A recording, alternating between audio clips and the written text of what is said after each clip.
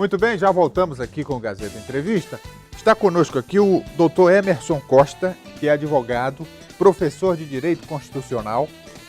Resolvemos convidá-lo aqui no programa para falar um pouco sobre intervenção federal. Nós temos aí acompanhado no Rio de Janeiro a intervenção federal que aconteceu em função da situação de violência e vamos aqui explanar um pouco sobre esse tema, informar e explicar para o telespectador o que é intervenção federal de fato e de direito, viu, doutor? Porque na prática é uma coisa, mas tem todo um trâmite jurídico.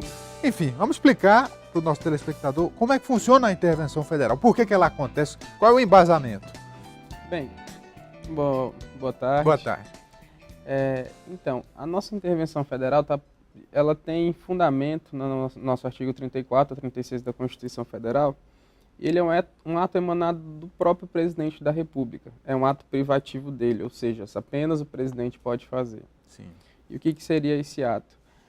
O presidente da República, a depender de algumas situações específicas que a nossa Constituição nos traz, que são princípios constitucionais sensíveis, ele autoriza o chefe do Executivo, como no caso do Rio de Janeiro, em razão da segurança nacional, temos também como prevalência dos direitos humanos, ele dá um ato, através de um decreto interventivo, nomeando uma pessoa da sua confiança para atuar especificadamente naquele estado, naquele território. E onde é que entra aí o Congresso, a Câmara, o Senado, se é que tem alguma ligação? Tem sim. Porque o que acontece? Quando o presidente ele toma esse ato, esse decreto, primeiramente ele tem que consultar os conselhos, como, por exemplo, o Conselho da República. Após do presidente nomear, ter ciência do Conselho, o Conselho de Defesa e o Conselho da República, esse ato vai para o presidente. Ele decreta o ato interventivo e inicia essas primeiras situações, por exemplo, como o ato do interventor, nomeou esse interventor. Após isso, esse ato vai para a chancela do Congresso Nacional. Sim. E aí o Congresso ele vai poder limitar a atuação dentro da intervenção. Por quê? Porque eu tenho uma participação. Como o Congresso ele representa o povo, então, para não ser um ato específico do presidente, não ser um ato exclusivo, então aí o Congresso ele tem uma participação ativa na nomeação desse decreto interventivo. Essa delimitação, ela varia em qual raio de ação? Quer dizer, o que pode, o que não pode, o Congresso vai impedir ou vai permitir? Isso. Por exemplo, dentro do decreto interventivo, ele vai nomear justamente as ações específicas do caso. Por exemplo, ele limitou na questão de segurança nacional. Sim. Então, nesse decreto eu tenho diversas atuação, por exemplo, a questão do Exército. Então, o Congresso ele vai verificar se aquilo está de acordo com a Constituição. E caso não esteja, ele pode sustar esse decreto do presidente. Aí depois que foi decretada a intervenção, veio a discussão sobre o que ia acontecer na prática. Algumas ações já começaram a serem implementadas, né? O Exército na rua, alguns procedimentos que têm despertado muita polêmica, né? A questão que a OAB até se manifestou de estar abordando moradores e pegando informações, fotografando, etc. Esses meandros, essas minúcias, o que regulamenta, o que rege o comportamento das Forças Armadas, né? Qual é o limite que existe para a atuação? Há essa discussão, por exemplo, com relação aos mandados de segurança de busca e apreensão coletiva, né, que está em discussão. Mas, mesmo na intervenção, nós temos o princípio da legalidade. Sim. Então, as Forças Armadas terão que agir conforme a lei. E, caso ocorra alguma violação, por exemplo, eu estou na minha liberdade de ir e vir. Eu posso utilizar, por exemplo, o habeas corpus, posso utilizar o meu mandado de segurança. Essas garantias verificado nesse ato de intervenção, elas permanecem inalteradas. Todo cidadão vai ter a garantia daqueles previstos na Constituição. Mas até o momento, o Exército tem agido como uma polícia, com poder de polícia. Quer dizer, não há nenhuma infração legal. Eu acho que isso é muito mais barulho da própria comunidade dos traficantes, talvez, né, do que necessariamente algo fora da lei.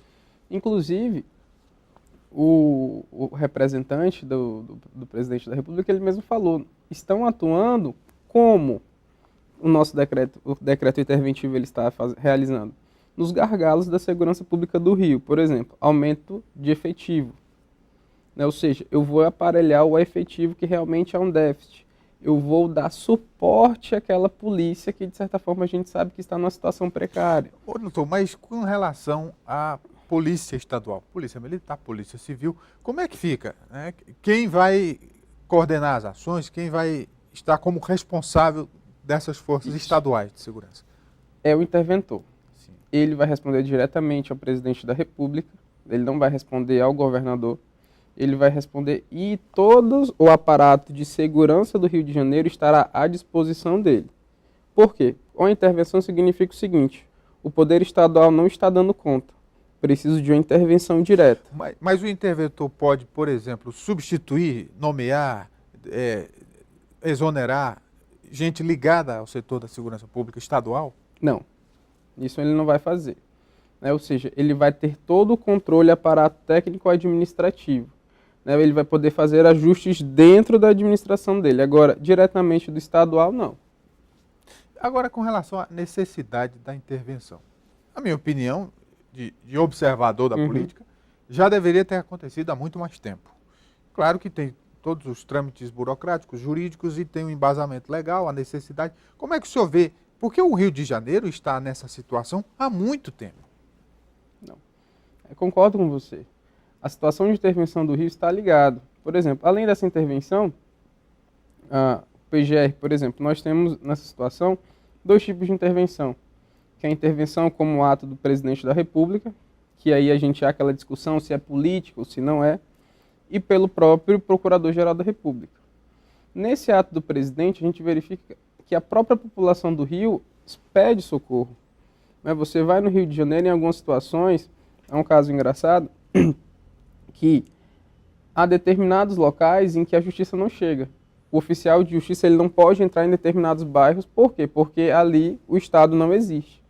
Então, numa situação de desordem social, o que é necessário? Ou seja, a intervenção sim, apesar de tudo é necessário nesse caso. Até que ponto o senhor tem o domínio dessa informação com relação à capacidade das Forças Armadas? Porque o Exército, a Marinha Aeronáutica, eles são treinados para combater o inimigo externo. E aí, nesse caso, vai ser uma guerra urbana, algo absolutamente corriqueiro do ponto de vista da ação policial ostensiva da Polícia Militar, né, da investigação da Polícia Civil.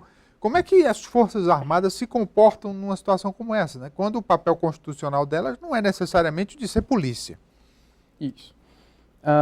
Muito embora elas tenham esse treinamento para a gente, por exemplo, repelir invasão à nossa federação, mas eu também tenho meu papel dentro das minhas Forças Armadas em relação à segurança nacional. Então, a segurança nacional ela não se restringe, entra nesse item, né? Não se restringe apenas a uma invasão externa, mas também o que está acontecendo hoje com relação às facções.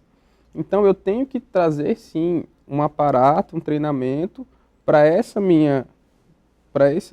meu item que eu tenho da minha segurança nacional e dar apoio, sim, e trazer. Então, o interventor ele mesmo falou, olha, nós temos essa situação e as Forças Armadas irão ter que aprender a atingir o inimigo, que hoje são as facções que dominam o Rio de Janeiro. E ainda tem uma confusão que as pessoas fazem, que é confundir intervenção federal com intervenção militar. Qual a diferença?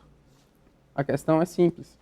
A intervenção militar eu teria algo contrário à minha Constituição Federal, trazido pelas forças militares, principalmente em relação à tomada do poder. Ou seja, contraria diretamente a Constituição, e aí eu teria a própria chefe nomeada pelos militares com uma governança do nosso país. Aí seria um golpe, né? Um golpe de Estado, conforme aconteceu em 64. Isso que é golpe, né? Isso. Porque tem muita gente falando a palavra golpe aí sem nem saber. Sem nem saber. E a gente costuma dizer isso, olha, muita gente reclama, mas a Constituição não serve para nada. Não. A Constituição, a gente verifica que nesses momentos de crise política que nós estamos vivendo, ela está sim sendo respeitada. Aí do Brasil, se não existisse a Constituição, ou se ela não fosse respeitada, né? Nossa, então assim, as pessoas não têm noção de como, desde a nossa Constituinte, por Ulisses Guimarães, toda ali ele tentando agradar gregos e troianos, conseguiu a nossa Constituição cidadã e hoje nós temos um Estado forte.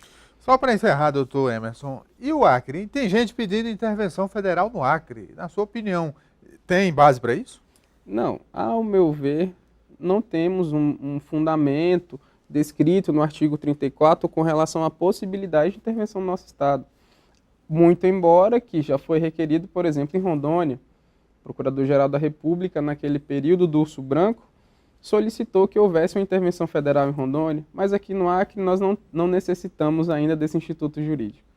Doutor Emerson Costa é advogado e professor de Direito Constitucional, conversando com a gente aqui, falando um pouco sobre esse assunto polêmico, intervenção federal. Obrigado, doutor Emerson.